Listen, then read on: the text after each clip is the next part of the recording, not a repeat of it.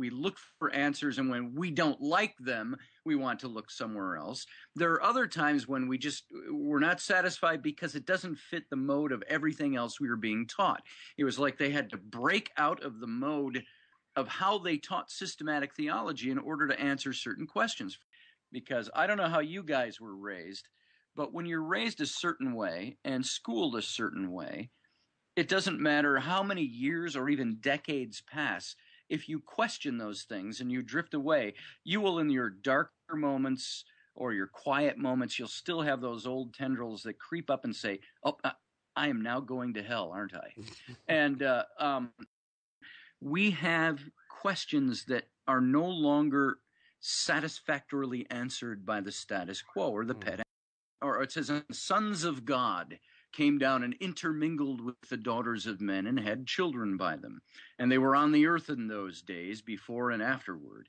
And they became the mighty men of renown and the heroes of old.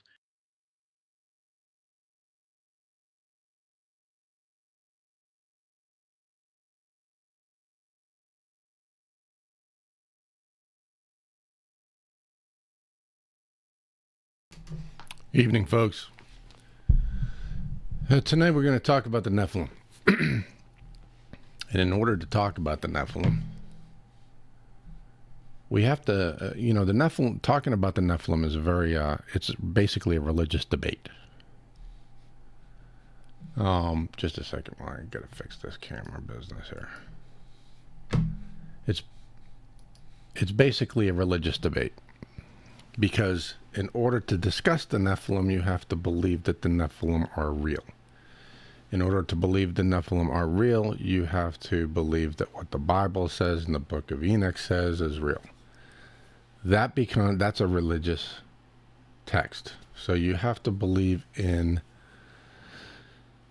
that religious text. It becomes a religious debate, whether they even exist, let alone whether they are the Bigfoots or not.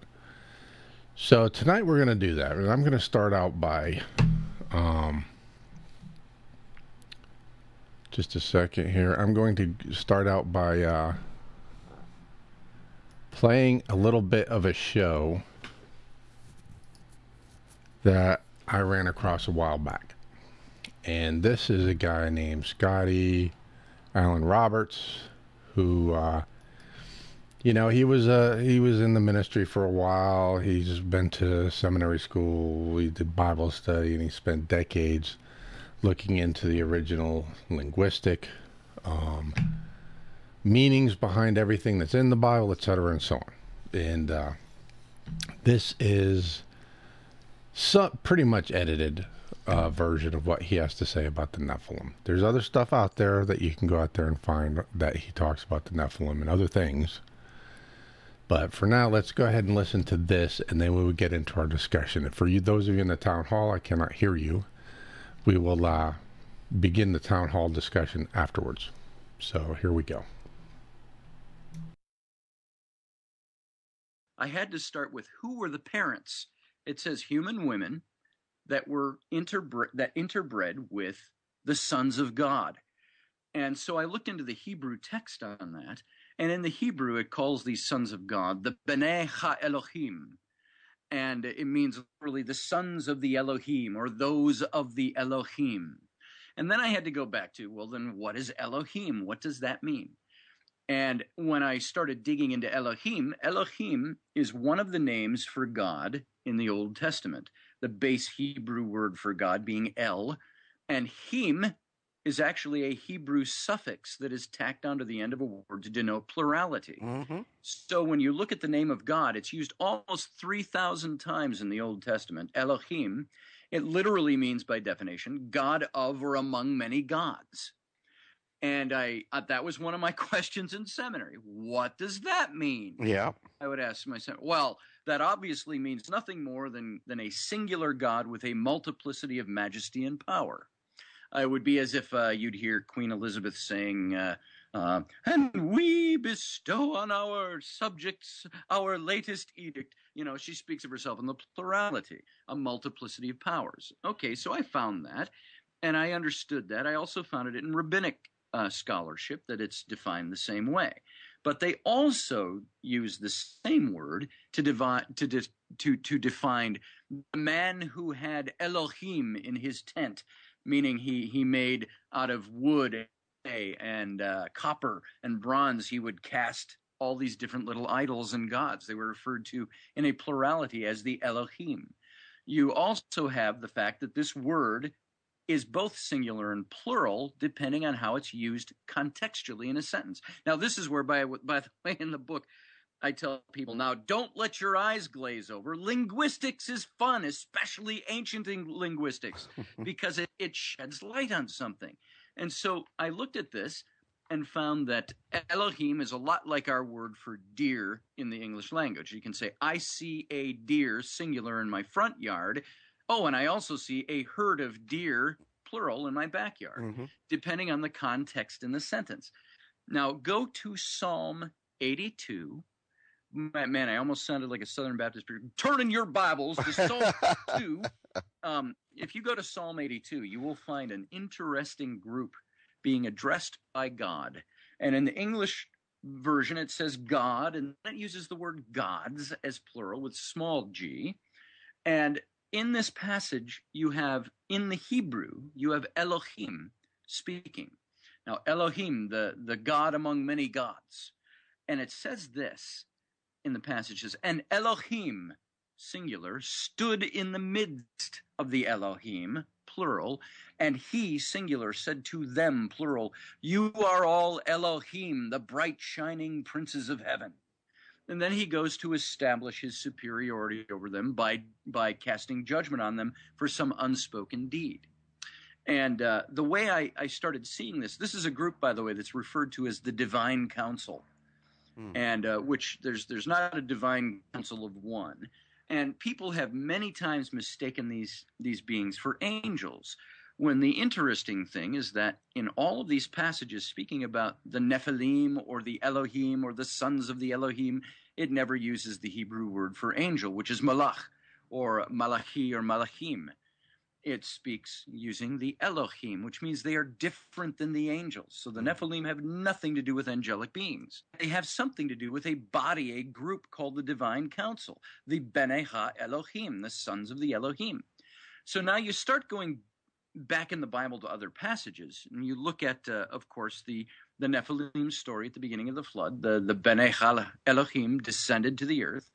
You go to the book of Enoch, one of the cast-out books, the non-biblical books, and he's got 11 chapters on these beings. He refers to them as the Watchers, these same beings. And by the way, in the book of Daniel, when Nebuchadnezzar falls into madness, the king of Babylon, it says that he encountered that the Watchers appeared to him. It says in the book of Daniel.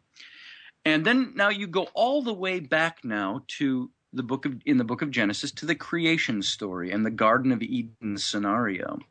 And in this story, now let me ask you guys, I'll give you a pop quiz on your Bible knowledge. Okay. Who were we always taught was the serpent in the Garden of Eden? Satan, the devil? Yeah. Satan. Yes, Satan, the devil, Lucifer. But what I found very interesting was that in the Hebrew, those terms never appear.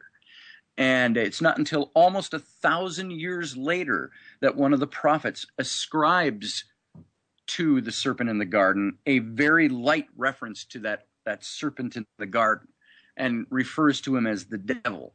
But it's almost an obscure reference. And any reference referring to the serpent in the garden in the Bible is very obscure as to him being Satan. Yep. If you go to the actual Genesis text, the text calls him Nakosh in the Hebrew.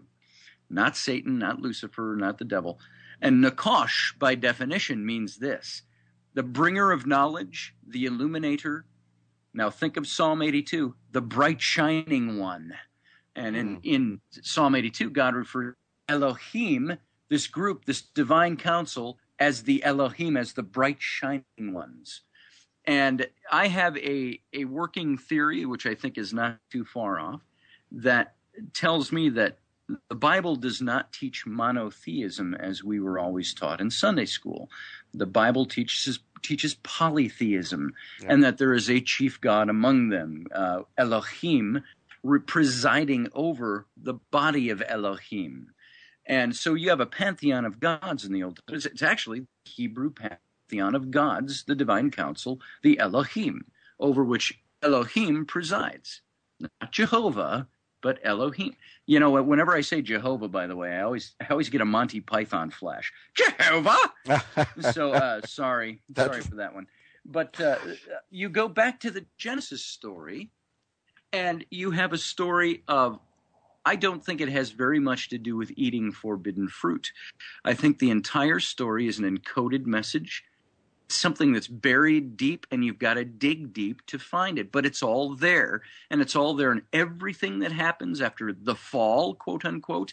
The judgment God casts on the serpent and on Adam and Eve, and all the genealogies running through the Old Testament, they are all linked together to this Nakash, the serpent character in the Garden of Eden story. And I believe Nakash was one of these Elohim.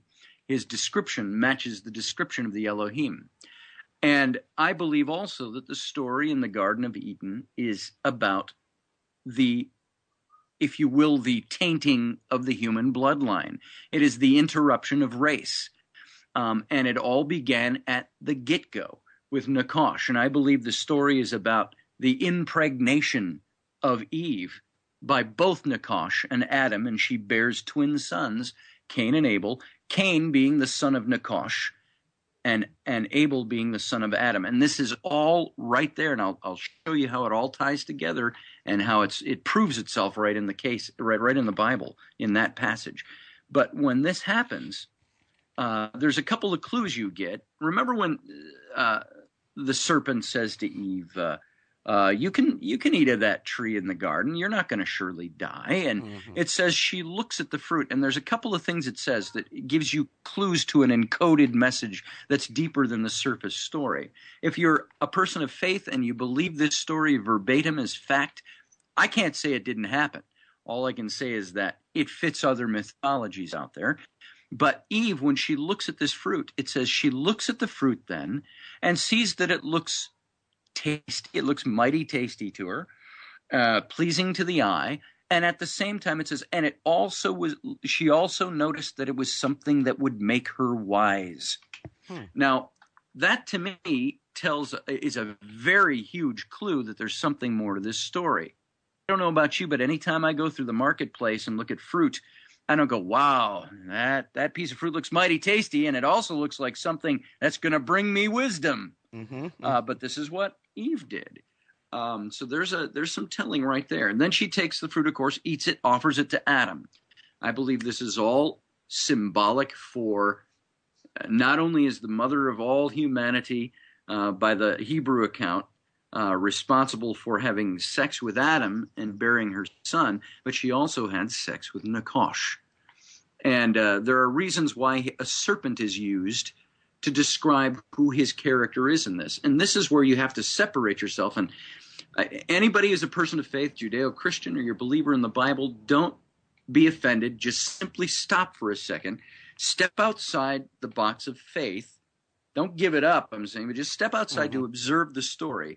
And first notice how it's similar to hundreds of other creation stories, hundreds of other creation first family stories. But then you have to look at the guy who wrote the book. If indeed it was Moses who wrote this book, and I believe he was a real man, I believe I know who he was, history identifies him. If he wrote these books, he wrote them in the...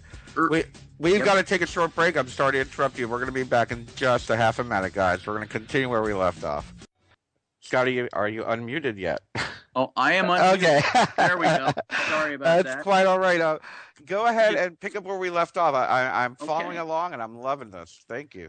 Moses, if he indeed is the author of the Pentateuch, would have written these first 5 books of the Bible sometime between 1446 and 1400 BC. This fits into the date of the Exodus, and we don't have to get into any of that. That's the topic of the new book and the things we researched. But I believe that he wrote in the early 1400s BC, or the late, if you want to look at it as the backward dates. Now, it's interesting to me, a couple of things about Moses, what he brought to the table when he wrote about this stuff. Number one, for the first 40 years of his life, he was thoroughly Egyptian. He may have been of Israelite blood, but he was raised in the palace. He, by lots of traditions and legends, and I believe historical accounting, archaeological data, he was the hereditary crown prince of Egypt. He bore 91 other royal titles that were given to him by Hatshepsut, the woman who had him raised in the palace. Yeah. And who became Pharaoh herself, as she was a female who took over the role as Pharaoh. But all that to say, the man, until he was 40 years old, was thoroughly Egyptian. When he fled Egypt and ran to Midian, he married the wife of the pagan high priest there, and he lived for another 40 years under the influence of the Sinaitic religions, the Canaanite religions, the Sumerian stories of their religions. And so for 80 years, you've got a guy who was not a Jehovah worshiper. He was not a Jew. Judaism did not exist until he created it out of whole cloth. But what I believe he brought to the table was this. He brought the Sumerian culture, the Sumerian religions, the Sumerian mythology, and reworked them all for Hebrew mythology and Hebrew religion. And this ties into what I'm talking about with the Nephilim and Nakosh, the serpent character in the garden. If you go back to the Sumerian culture, which would have been about another 1,500 years to 2,000 years earlier than the time of Moses, you have a culture whose pantheon of gods is known as the Anunnaki, another one of those big catchwords in especially ancient alien hypothesis. Yep. But the Anunnaki was simply like the Olympians, only to the Sumerian culture. Their chief god, Enlil, had said, we're tired of doing our own work, digging our trenches and our canals, mining our resources, tilling our ground. Let us therefore create primeval men to do our work for us. That's a direct quote from the old cuneiform texts. And so he conscripts his brother god, Enki, who is also known as Ea, in the neighboring Akkadian culture, Enki-Ea to create primeval man, which he does, and years pass, and then in these cuneiform texts you have the story of King Atrahasis, who sends out a plea to his god, Enki, the patron god of his city, Eridu, and he pleads to him to help release them from this bondage of slavery. And so Enki hears his plight, and he rises up out of the great underground sea, the Abzu, and he boats through the Serpent's Marsh, which surrounds the city of Eridu. And it's still that way today, by the way, still referred to as the Serpent's Marsh. And the backwaters of the Euphrates River there in what is now Iraq. And he loves this place. He loves the Serpent's Marsh. It becomes known as, remember, Enki-Ea becomes known as Ea's Marsh or Ea's Den, which eventually became known as Eden or Eden. And he comes up out of Eden, and he helps deliver the forbidden knowledge of the gods to King Atrahasis, and he and his mighty warriors help Atrahasis and the humans rebel against Enlil, the chief god, and they win their freedom. And for this, Enki is condemned and his followers to the subterranean caverns of the earth to dwell forever as a punishment. Now, start making some comparisons to what you find in Exodus and Genesis, and you will see where I'm getting with Moses and the writing of this and creating Judaism. If you look at the similarities, let's start with the names, Enlil and Enki-Ea. Over the next 1,500 to 2,000 years, with the migration of man and religion from the Fertile Crescent area down into the Canaanite region, the Canaanites picked up the language, and Enlil became the name El, which was the Canaanite name for God, which the Hebrews picked up. And El became El, and Elohim, and El Shaddai, and El Elyon. Look at the name Enki-Ea. Ea, the more familiar name, became known in the Canaanite culture as Yahweh, which is the Hebrew word for Jehovah. So you've got these two god names being borrowed from a more ancient culture. Further, you look at the story. They created primeval man to do what? To do their work for them, to till the ground, mine the resources, dig canals. You go to the Genesis story of the Garden of Eden. God created man and woman and placed them in the garden to do what? To till the ground and keep it for him. Then you have the god Enki-Ea rising out of the Serpent's Marsh, and coming to the aid and giving the forbidden knowledge of the gods to Atrahasis, the human, and helping them win their freedom. What do you have in the book of Genesis? You have the serpent character, a character who's related to the serpentine and nothing but word only. And he is one of the bright shining ones of the Elohim. And what does he do? He gives the forbidden knowledge to the humans, and they express it and actualize it and rebel against God and become a fallen race for it. And as a result, he and the humans are condemned to a fallen nature, and one condemned to be in the subterranean caverns of the earth forever. You can see where Moses, when he wrote about these things, he borrowed information from previous cultures, which is anthropologically and archaeologically something that has been done down through the ages. Look at Christianity moving into pagan Europe and pagan the Celtic Isles. Yeah. What did they do? They burned down the high groves of worship, and they built cathedrals in their spot. But at the same time, borrowed all their iconography and their holidays and renamed them in their own tradition. This is exactly what Moses did. And I liken it, I write in my book on the reptilians, to Muhammad, who founded Islam. He was a wealthy son of a wealthy family, and there were all these splintered tribes of Arabs, and there was no national unity. And he had a mentor in a Jewish man and a Christian man who both told him, if you want to unify your nation, you need to go monotheistic. So what does Muhammad do? He goes to Mecca, worship 360 different gods, and he throws away 359 of them and takes the god Hamal and raises him to Allah. And he says, Allah shall be our one and only monotheistic God. And he unifies the tribes and builds Islam out of whole cloth based on other religious sources. This is the same thing Moses did. Yeah. And this is just anthropology speaking here. And so this is where I believe you start getting the stories we find in the Old Testament linking to much older stories, which perhaps could have been proto-religion. Perhaps there is a religion that existed underneath them all, and everybody told their own version of it. Or, as I said in that book on the Nephilim, perhaps there was some 6,000 to 7,000 years ago, some great ecumenical council where all the world religions gathered around campfires together and smoked the same peyote and went home with their own versions of the story. I don't know exactly how it happened, but you've got all these similarities in stories. So the Nephilim, the Elohim, these are all traditions built on other cultures. And remember when I said the biblical account will support this in Genesis. Right after the fall, what happens? God comes down to the garden. It says, and tell me this doesn't sound like mythology in and of itself, only we accepted it in our Christian circles and Jewish circles as truth because this is our faith. But it says, and God came down and strolled through the garden in the cool of the day. And he called out for Adam. Adam, no answer. Calls again Adam. Adam says, I'm hiding. And God says, why are you hiding? He says, I'm naked. And God said, who told you you were naked? And, of course, right away you got Adam. Well, the woman, she gave me this thing. And the woman is like, the serpent. And so God comes down and curses them all. And he utters what is believed to be, by rabbinic scholars, Christian scholars alike, for centuries, the first messianic prophecy, the prophecy of a coming Messiah, right at the go when he is condemning the serpent. And it says, he says to the serpent, and there will be a day when you will bite his heel, but he will return and crush your head. This is considered a messianic prophecy.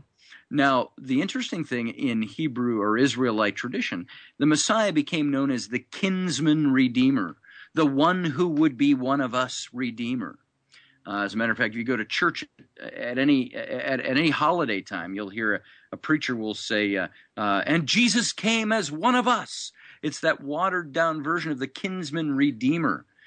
And this plays great bearing, and this is why the Old Testament, from that point on, it gives such strong credence to the tradition of the firstborn and the genealogical record. You look at the chronologies listed in the Old Testament. The purpose was to establish that the Messiah was going to come from the seed of Adam, the pure human, because Adam begat Seth, and Seth begat so-and-so, and so-and-so begat so down. You'll get 13 chapters of the Book of Chronicles.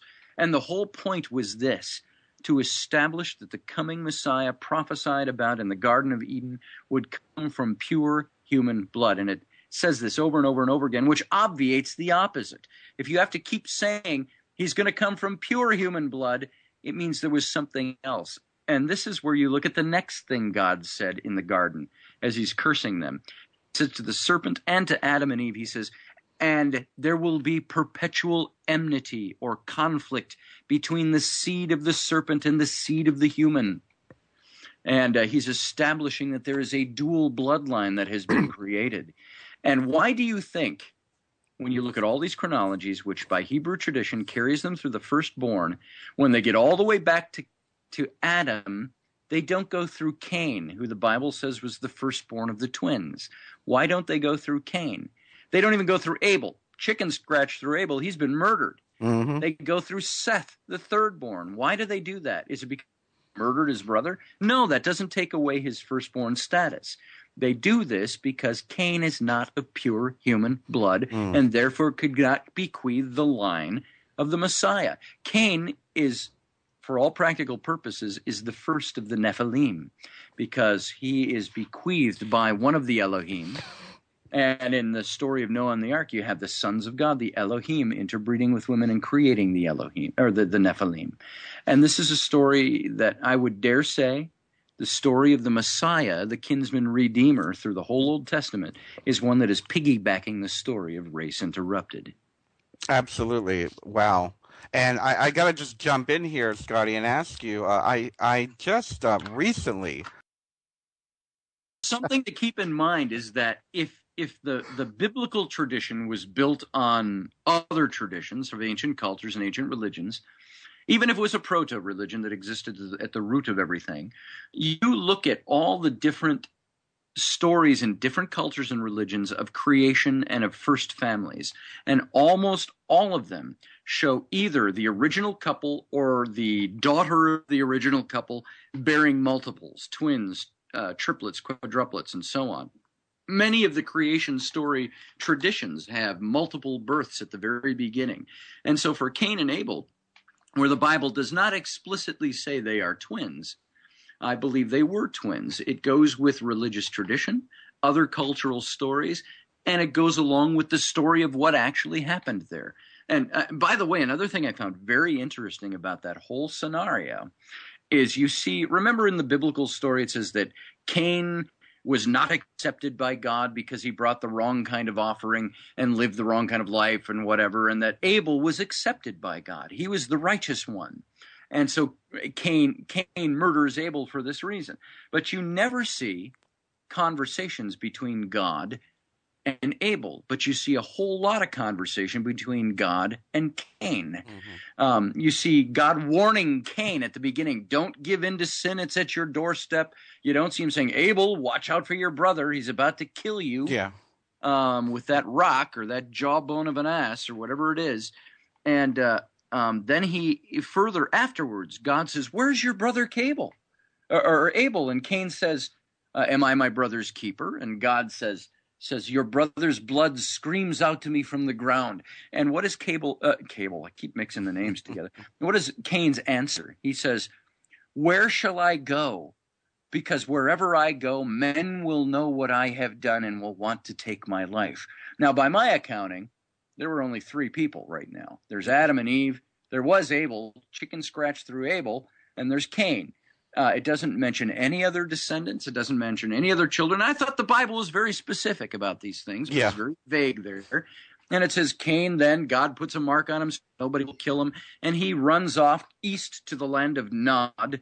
And he marries his wife, or it doesn't say he marries her. It says he lays with his wife, bears his first son, names him Enoch, not the same Enoch of the book of Enoch, and that he builds a city and names the city after his son, Enoch. And by the way, just as a side point, by ancient linguistics, the name Enoch, if you take ancient linguistical rules and the languages in the region, Enoch, the E turns to a U, the N turns to an R. In English, I don't know how that works, it just does. Enoch actually means Uruk, which is the name of the city, which is the ancient rendering for the name Iraq. So this is all that Cain does, and I find it very interesting that God speaks only to him, and I think it's because there's a connectivity through the Elohim. Very fascinating. Now, is it fair to say, or are you suggesting that maybe either Cain or Abel were from a separate bloodline?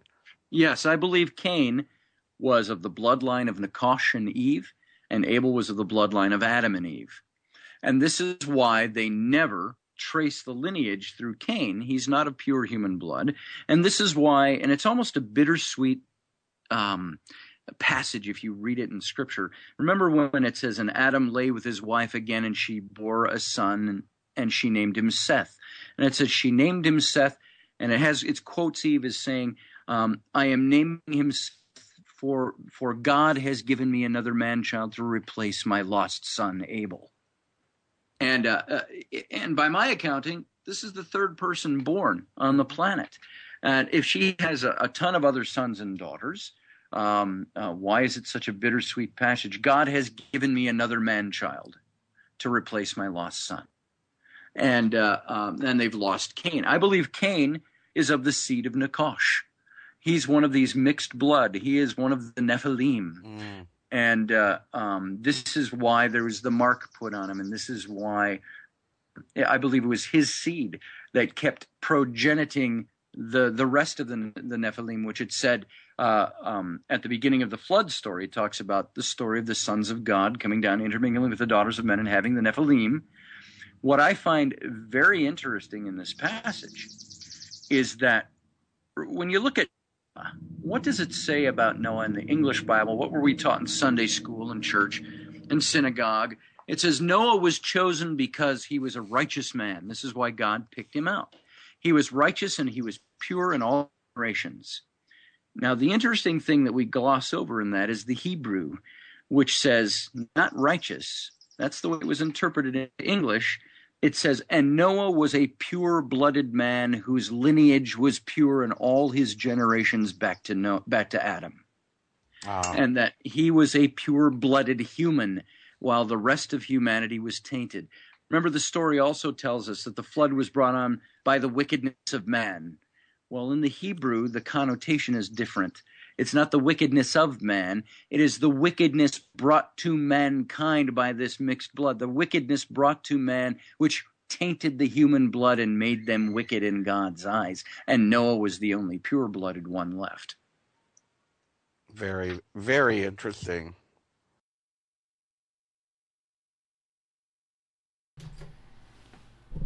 Okay. Now, that guy has a really good breakdown of the Bible. And I've been researching all kinds of religions for 40 years, ever since I was about 12 years old. I was in a Presbyterian church, it's like Protestants that act like Catholics, basically. And I was an altar boy. You know, you dress up in the garb and you participate in doing the ceremonies with the preachers and all the priests or whatever, reverends, I think is what they call themselves. And that kind of thing. So when I was doing that, we had to go through this kind of Bible study class to become an altar boy. And I was like him. I was asking questions. Well, if the Bible says this, why this? If the Bible says this, why this? And the reverend got mad at me all the time. And I was labeled a troublemaker, just like this guy was. So ever since then, I started researching all religion and spiritual beliefs on my own. And I'm an ordained minister, as I've said. I've been an ordained minister for 20 years.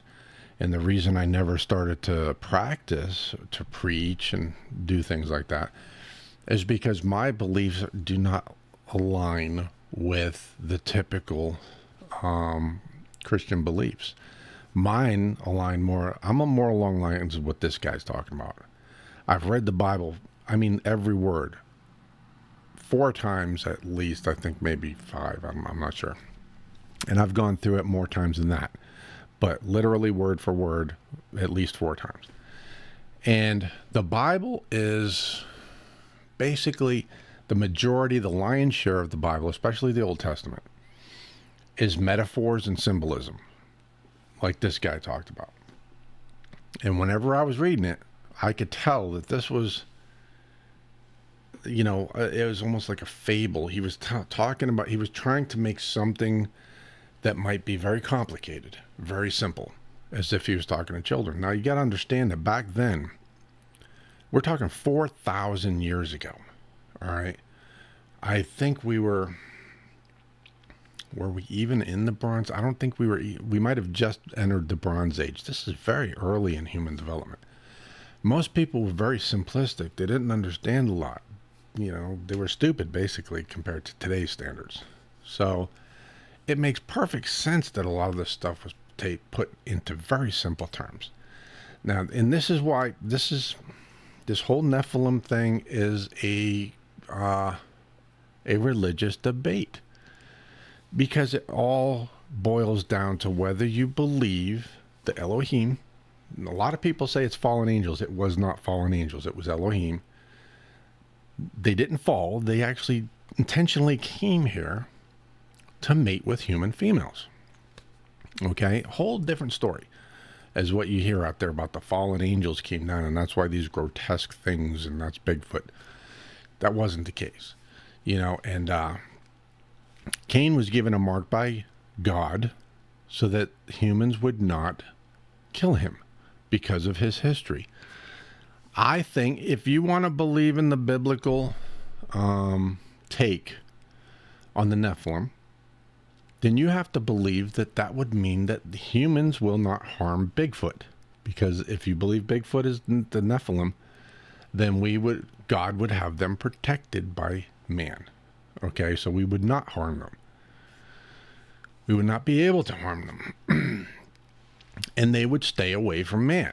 So we would probably never see them at all. Not running across them now. I mean, there could be an argument for the way that people interact with Bigfoot right now, but I don't think that has anything to do with it. There are too many things. If you believe in what is in the Bible word for word, and don't even take, the fact that this guy has done the linguistic analysis of the original texts to find out what was really said rather than what is said in the English Bible, because the English Bible is not accurate. Okay? And he has discovered, or has come to the conclusion, that Moses really took from other religions to create the first 5 books of the Bible. I also believe that is true. I don't believe... Now, this guy believes that the original, I guess, Samaritan religion is the source of this, and he kind of stops it there. I believe that whatever the original, as he calls it, proto-religion is, it was actually created to explain things that can't be easily understood by the people of the time. Because the Samaritan religious texts were even earlier than that. We're talking 6,000 years ago. Pretty sure we were still in the Stone Age. The Stone Age people, the only thing we had was, do you think Flintstones? You could, chip circles, wheels, and make fire. And that's about it. That's all they had back then, or they were just coming out of it. So people weren't the sharpest tools in the shed back then. So if you wanted to explain something, if you had the people that were the more intelligent, just like we have today, you have Einstein, Newton, and all of these people who have brought us a scientific, the basis of some of our physics and basis of some of our sciences and that kind of thing. Galileo with astronomy and all that. I'm sure they had their own versions back then, but back then everything was it was oriented towards spiritual. They were trying to figure out why they were there, who they were. That was the very first thing that they started to question as they became sentient and started to see themselves and understand themselves in the universe around them as being something other than, they're not just dumb animals anymore. So they start to question these things. And so those smarter ones come up with these philosophies, these ideas, which really aren't far off the mark, actually. And they dumb it down for the rest of the population to understand. And there's your proto-religion. And then from there on, more religions come up. Because if you think about it, Adam and Eve, he talks about there were two bloodlines, Cain and Abel, or Cable as he puts it. So Cain and Abel, two different bloodlines. Abel and Seth, really, are the pure human bloodline. Then you have Cain, who is if you want to look at it technically, the description of Cain is that of a demigod. He would be just like Hercules. A god came down, had sex with Hercules' mom, a human, and Hercules was born. He was considered a demigod. So Cain would be the same, a demigod, which would make all of his, offspring demigods, especially if there were more of these Elohim coming down and making, more demigods. You would have demigods everywhere.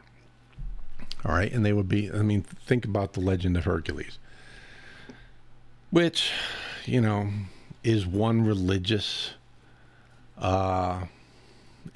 stems from one religious source. The Olympians, which he refers to as the Anunnaki, were like the Olympians. He's talking about not, track stars, but the gods that lived on Mount Olympus and that kind of thing. So that's what Cain would be, and that's what his offspring would be, and that's what Bigfoot would be. Bigfoot's not a demigod. Bigfoot's an animal, So if you want to believe things literally by the Bible, without understanding what the original words mean, you're going to have a completely different description or idea of what the Nephilim is. And if you believe that's what Bigfoot is, what Bigfoot is.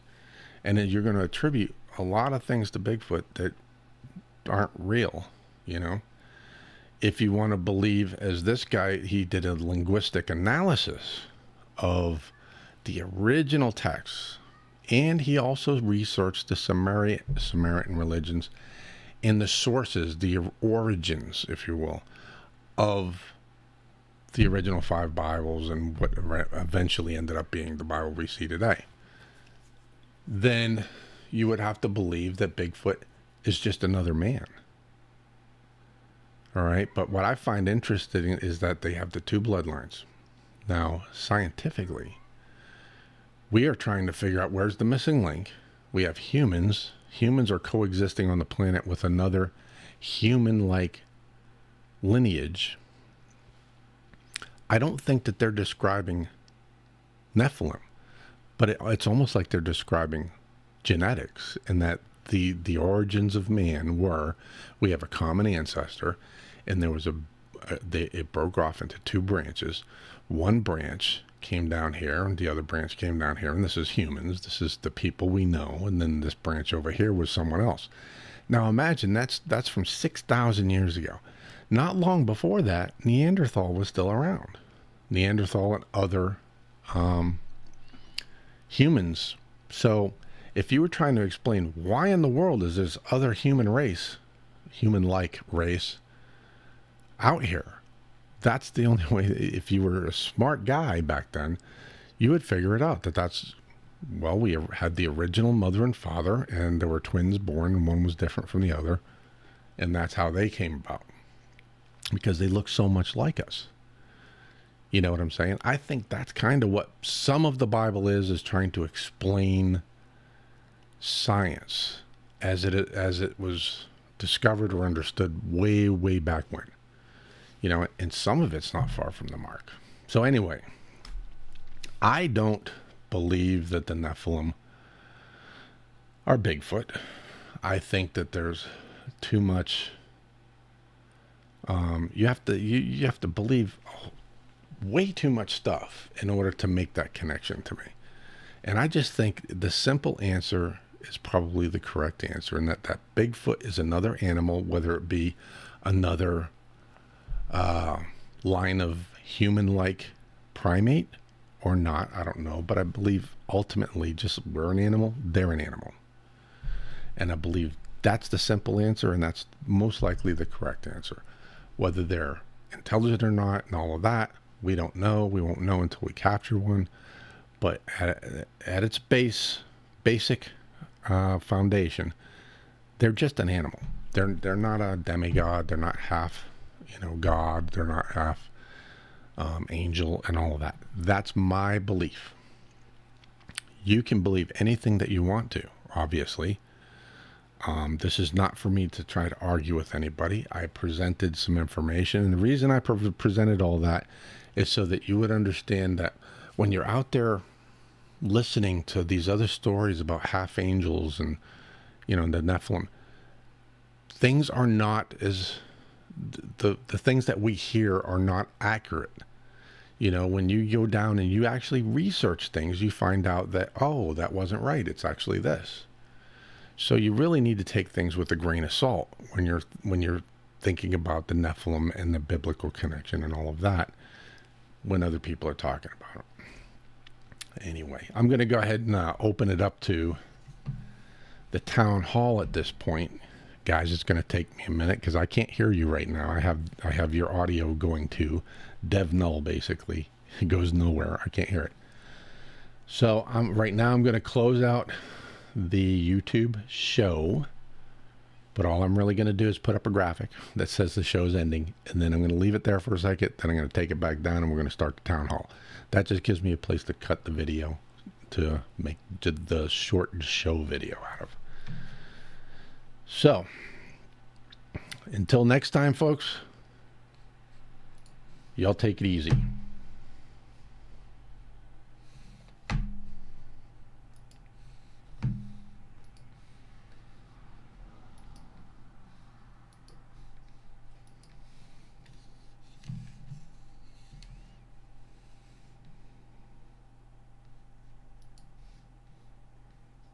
Okay, and we're back. we're into the town hall segment. So, I didn't know if I was going to just stop it and restart it, but I'd have to wait like 5 minutes or it'll just redo the same video anyway. So we'll just do it this way. All right, guys in the town hall, you guys can be heard now. Say hello.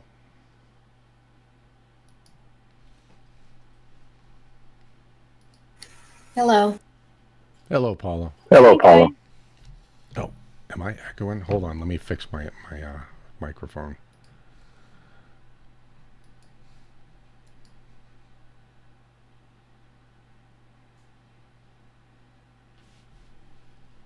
What in the world? Why is it not there?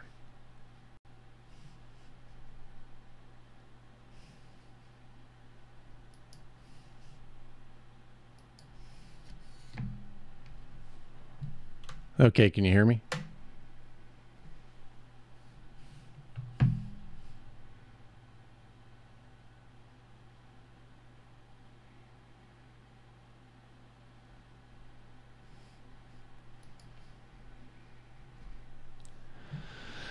Okay, I've got somebody in here in the chat room who is taking the whole biblical thing seriously, I guess.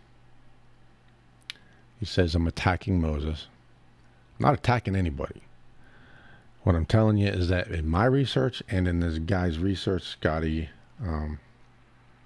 what's his name, Robertson, we both come up with basically the same conclusion, that the Bible is a bunch of metaphors and symbolism for the most part, especially the Old Testament.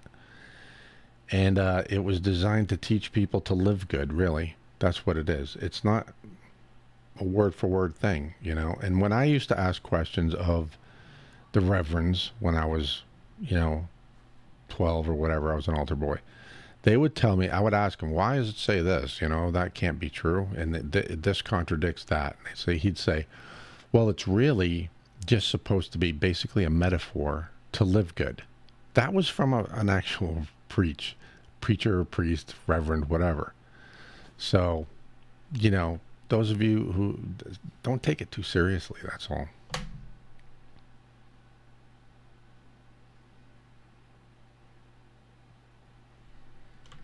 No, I've never been asked to join the Masons.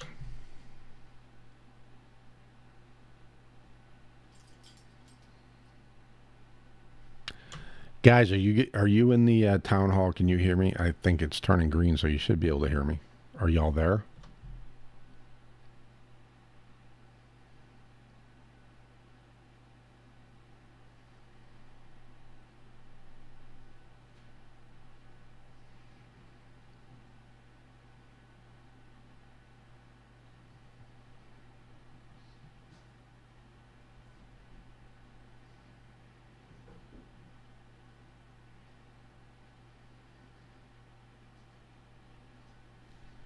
Hello, Teresa, are you there? Amy?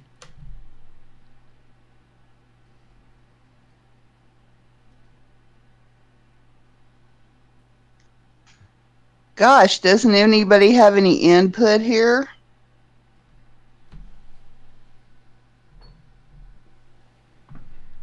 Right now, I'm just trying to find out if everybody can hear me and if I can hear everybody else. I can hear you, Amy.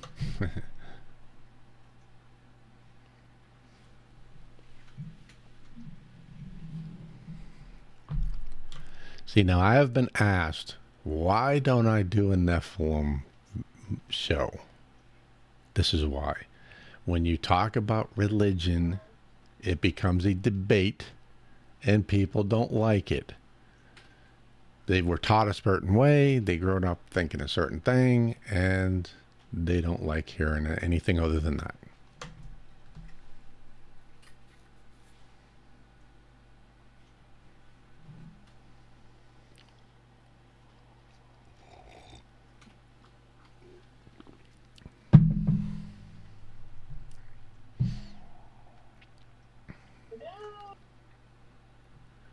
Who was that?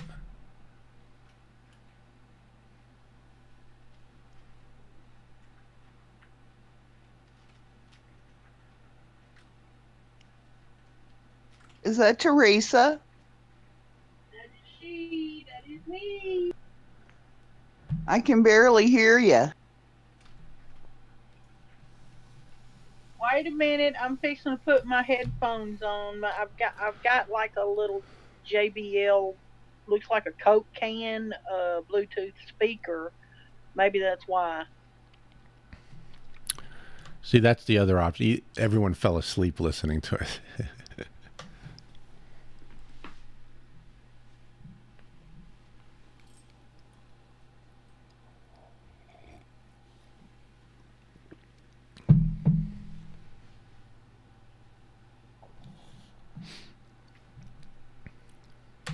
I see Brett took off. I saw him come in and go out like 2 or 3 times, and now he's gone. Okay, can you hear me now? Yeah, I can. Yeah, I can hear you. What'd you think of that, Teresa? Oh boy, you're setting me up real good, aren't you? No, I seriously want to know your opinion. Where did Rick go? He listening? Yeah, I'm listening. Go ahead. Yeah, it looks. Do what? I said, I'm here. I'm listening. Go ahead. His mic and his earphones are.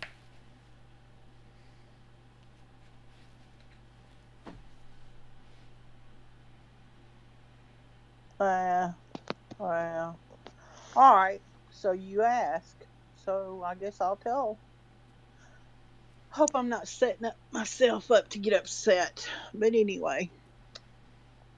No, I was reading my Bible while all that was going on. And I don't believe, that recorded part, because I've listened to that like 4 or 5 nights ago, maybe about a week ago at the longest, and I listened to that very program. I don't believe. Well, I believe like Rick that this Bigfoot, it's an animal, but I don't believe it has no human blood in it. I don't know if he believes that, but anyway, I believe that, and also because I was wanting to ask, where in Genesis does it mention where this guy was talking about the word or the name Nakash? The name Nakash for the devil is nowhere in Genesis, and I go by the King James version. That's my belief, and I'm entitled to believe that way if I wish to. Anybody can knock it if they want to, but you know, I don't care. I'll be in anybody's face and let them know that is not biblical, that is meant to deceive, and that's just the way I believe. It's a load of crap.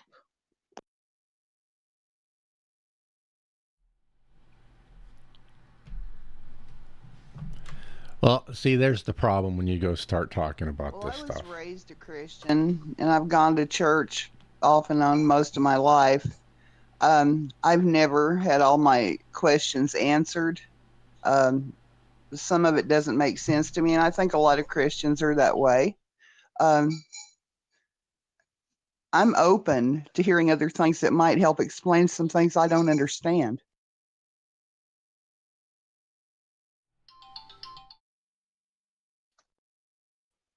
Yeah, I guess. I mean, that's that's what you want to do. That's your prerogative, and that's your right. But I just personally believe that this business about Nakash, the devil, having sex with Eve, and her having a good twin and a bad twin, that's nowhere in my Bible. That's not the way I was raised, and I don't believe it. Well, Cain killed Abel. By definition, that makes him the bad one, the bad brother, and Abel the good brother. I'm not gonna judge somebody and say that, oh well, you're gonna go to hell if you don't believe the way I believe. I'm not like that. But I'm just saying, don't get out there and say things that aren't true, lies, because that's what Satan does. He puts people out there that will confound and to confound and confuse people, and and seek who he can destroy with words that are lies. But that's just the way I feel. Some people don't think that you can talk about it, but that's just, you asked me, so I told you. Well, that would mean that you're calling me I a respect deceiver your and a opinion. liar, Teresa, because I believe that too. And what he didn't say it was in the Bible. He said that is the original word for that he was talking about. Yeah, nobody can hear you because I have you muted right now. But I believe in the original authorized King James version, because there's different versions of it. This one that I was raised from and taught from was translated out of the original tongues, and with previous translations diligently compared and revised. It's not like the standard. There's a standard King James version, there's a New Living Version, there's many different versions of the King James Bible, but I believe in the original version, which is the authorized King James version, translated out of the original tongues. It was authorized by men, and actually, English-speaking men were King James. I mean, for crying out loud. It's not accurate. I mean, everybody knows it's not accurate. This has been gone over on the Discovery Channel. It's it. I'm done. All right. Hey Rick, you're lighting up, but you're not transmitting over the town hall. Well, Teresa just heard me.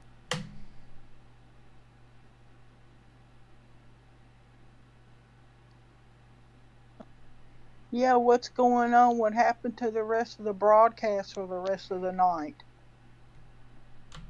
You can't. You're not hearing me right now.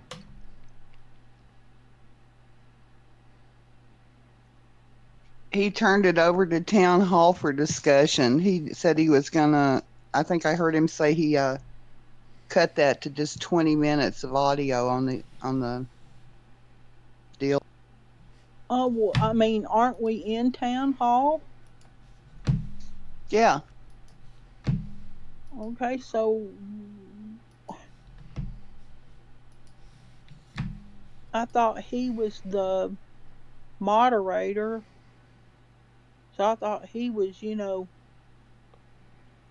to be telling us and, talking about more stuff.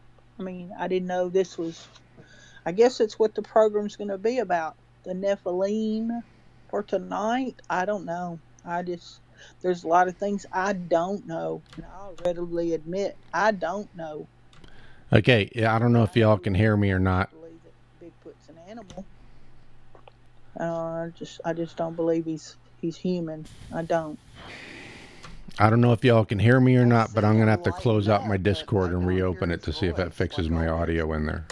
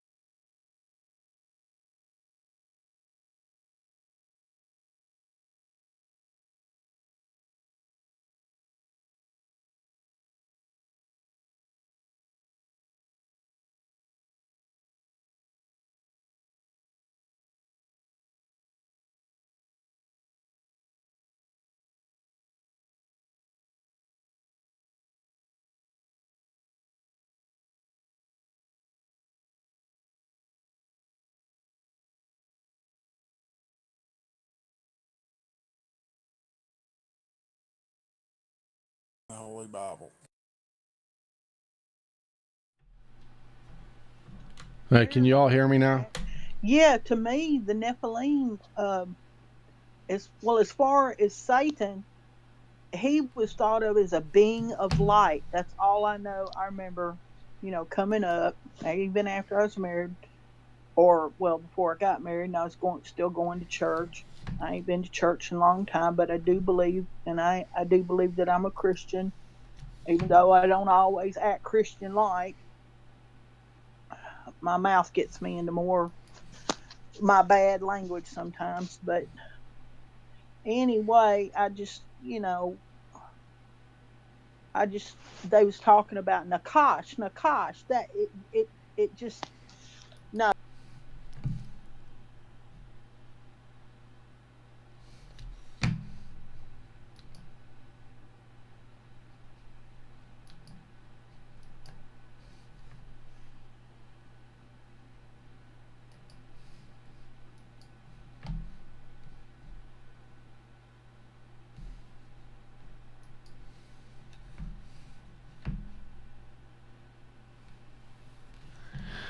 Yeah, I don't know why, but two of my microphones aren't showing up in Discord for some reason, so I'm trying to reset it.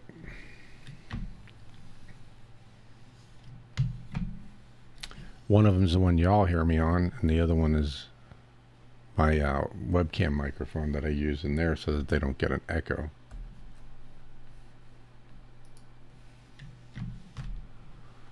Oh, heck, now I have to remember my password and stuff.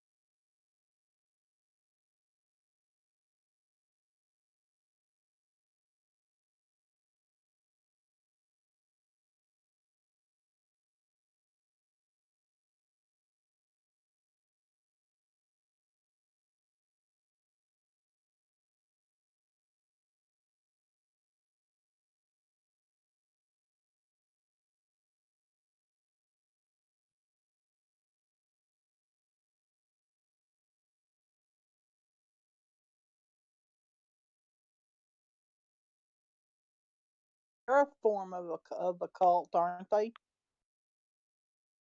Well, no.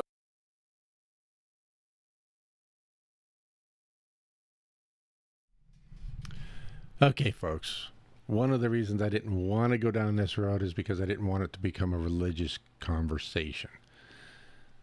Now, just checking back in, it has become a religious conversation.